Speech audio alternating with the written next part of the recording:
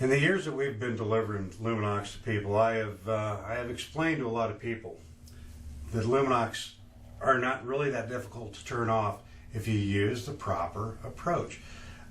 Rather than trying to pull it out, we should be trying to push it out.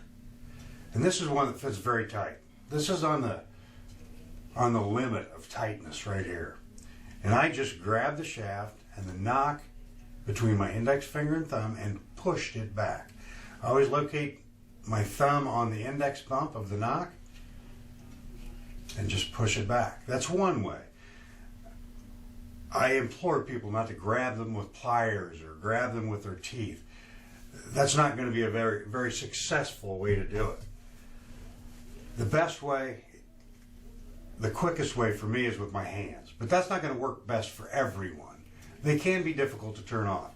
So last year rather, we introduced the Lumenok extinguisher. It's a pair of pliers that's very useful to pull an arrow from a target.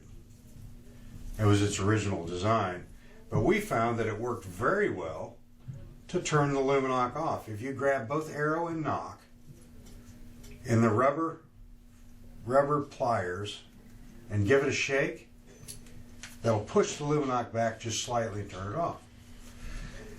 It also does that without danger of changing the orientation of the knock to the fletching of your arrow. That's particularly important when you're dealing with crossbow nocks, especially crossbow nocks with a profile. This is a crescent. The flat and the capture knock should also maintain alignment to the cock vane.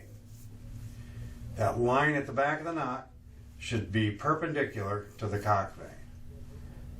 Now, to turn these off, once again, I recommend the Lumenok extinguisher. It's a very handy tool to pull arrows with, but once again, it is very easy to turn them off.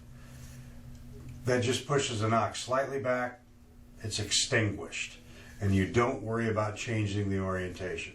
Additionally, should you have to change the battery in your Lumenok, there's a small niche in the handle that you can use to grab that knock with without marring it, and you can squeeze it and pull it out of the shaft. Once again, realign that,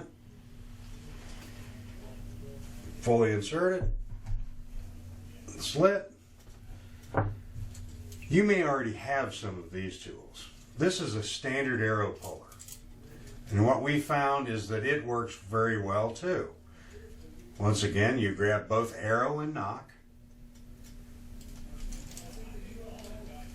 and that will push the knock back slightly. If you're on a budget, because you spent all your money on Lumenoks, just kidding, you can use a piece of fuel line. I split this piece of 3/8 inch fuel line.